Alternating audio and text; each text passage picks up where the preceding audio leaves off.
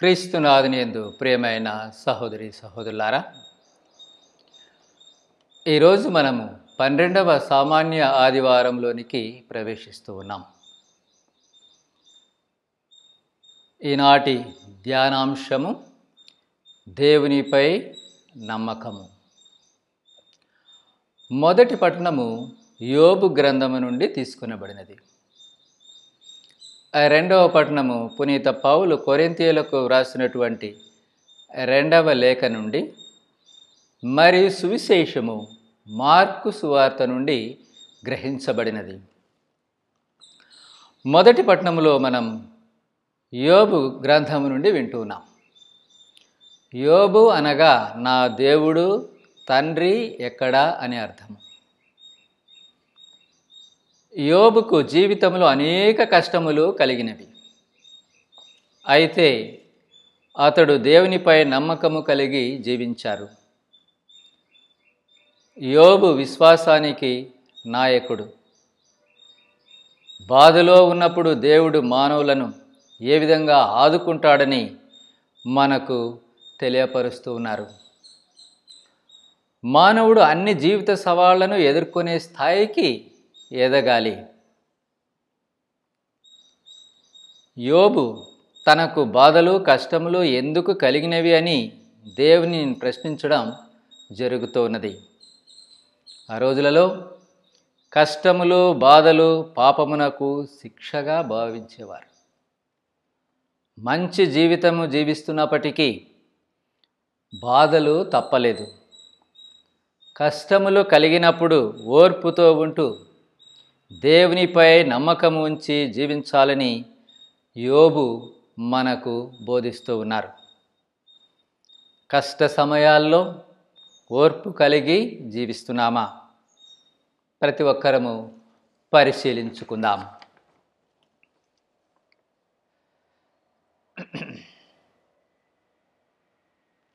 రెండవ పట్టణంలో పునీత పౌలు కొరింథీయులకు వ్రాసినటువంటి లేఖలో మనము మన కొరకుగాక యేసు ప్రభు కోసము జీవించాలని చెబుతూ ఉన్నారు.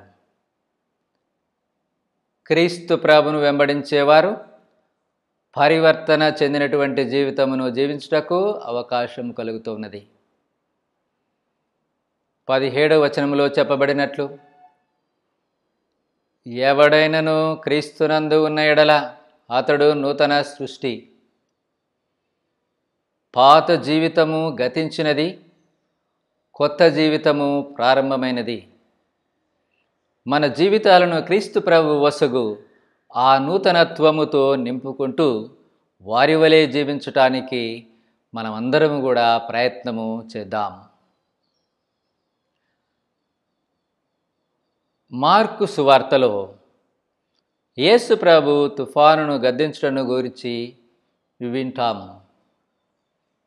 యేసు ప్రభు పడవలో తన శిష్యులతో ప్రయాణిస్తూ ఉన్నప్పుడు పెద్ద తుఫాను చెలరేగి అలలు పెద్ద ఎత్తున లేచి పడవను చిందర వందర చేయుచు ముంచివేయునట్లు ఉండెను. శిష్యులు భయపడ్డారు. అయితే యేసు ప్రభు పడవ వెనుక భాగమున తలగడపై తలవాల్చి నిద్రిస్తూ ఉన్నారు. ప్రభువు లేచి గాలిని గద్దించి శాంతించుము అని సముద్రముతో చెప్పగా గొప్ప ప్రశాంతత కలిగినది. ప్రియులారా, ప్రకృతి దేవుని యొక్క అధీనములో ఉన్నది అని దీని ద్వారా మనకు తెలియపరచబడినది. దేవునికి సృష్టిపై అధికారము కలదు. దేవుని మీద నమ్మకము కలిగినట్లయితే అన్ని ఆపదల్లోనూ దేవుడు మనలను ఆదుకుంటాడు.